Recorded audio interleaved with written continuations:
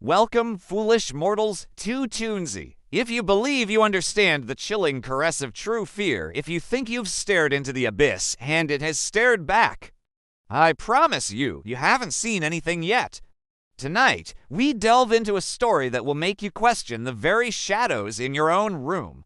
A story about a camera that sees more than just what's in front of it. So, turn down the lights, make sure your doors are locked, and prepare yourselves. Our story begins with Adam, a man pushed to his breaking point. Imagine the sheer terror that drives someone to take something they once cherished, an old video camera, and smash it into 1,000 pieces against a brick wall. The crunch of plastic, the shatter of the lens, it was a symphony of destruction, a final, desperate act to reclaim his sanity.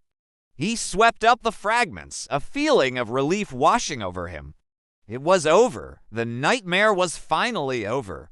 He went to bed that night feeling a peace he hadn't known in weeks, convinced he had silenced the source of his torment. But peace is a fragile thing, easily shattered. That very night, a faint, rhythmic pulse of red light pierced the darkness of his bedroom. Blink, blink, blink. It was a familiar, malevolent glow.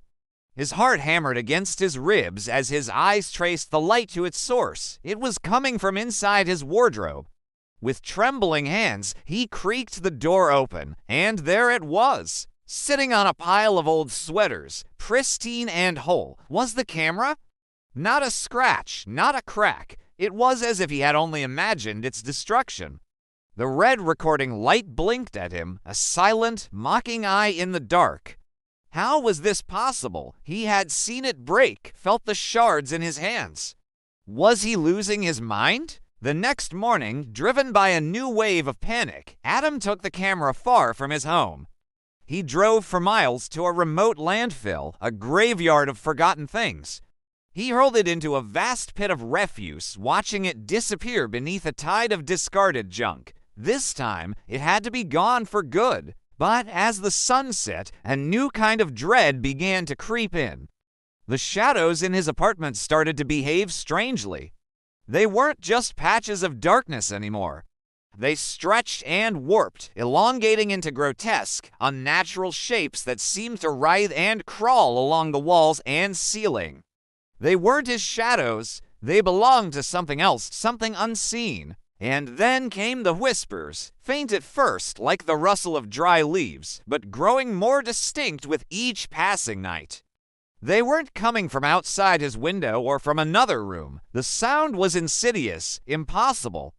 It seemed to emanate from the very air around him, a disembodied murmur that slithered directly into his ears. He would press his ear against the walls, check under the furniture, but the source remained elusive. One night, in a moment of terrifying clarity, he realized where the whispers were truly coming from. It wasn't the room, it was the memory of the camera's lens, a phantom echo of its silent observation. The whispers were inside his head, planted there by the thing that had been watching him. Days turned into a week of sleepless, paranoid nights. Adam felt like a prisoner in his own home, constantly watched by unseen eyes. He jumped at every creak of the floorboards, every gust of wind. The line between reality and nightmare had blurred into a horrifying gray haze. Then came the night that would shatter his world completely. He was jolted from a shallow, restless sleep by a familiar, sickening feeling. The feeling of being watched. He opened his eyes, and there it was, perched on his knit stand, the camera. Its lens was a black, vacant eye, and the little red light was on, recording his every breath. He was frozen, a scream trapped in his throat. But this time, something was different. He wasn't the only subject of its gaze. Slowly, with an unnatural, silent smoothness, the camera began to pivot on its own. It wasn't a mechanical whir, it was a fluid, deliberate turn, as if guided by an unseen hand. It moved away from him, panning across the dark room, until it stopped, focusing intently on his bedroom door. And in the sliver of moonlight filtering through the window, Adam saw it. A figure, tall and impossibly thin, standing motionless in the doorway. It was just a silhouette, devoid of features, a cutout of pure black against the slightly less black hallway. It wasn't moving, it was just watching. The camera, the figure, both watching him in a silent, unholy alliance. The next morning, Adam awoke in a cold sweat, the memory of the night seared into his mind. The figure was gone. Sunlight streamed into the room, making everything seem mundane, normal. For a moment, he allowed himself to believe it was just a vivid nightmare, a product of his frayed nerves. But then he saw the camera still on his knit stand. Its red light was off. With a sense of impending doom he couldn't fight, he picked it up and pressed the play button. The screen flickered to life. There was a new clip, time-stamped from just a few hours before. The footage showed him sleeping fitfully in his bed.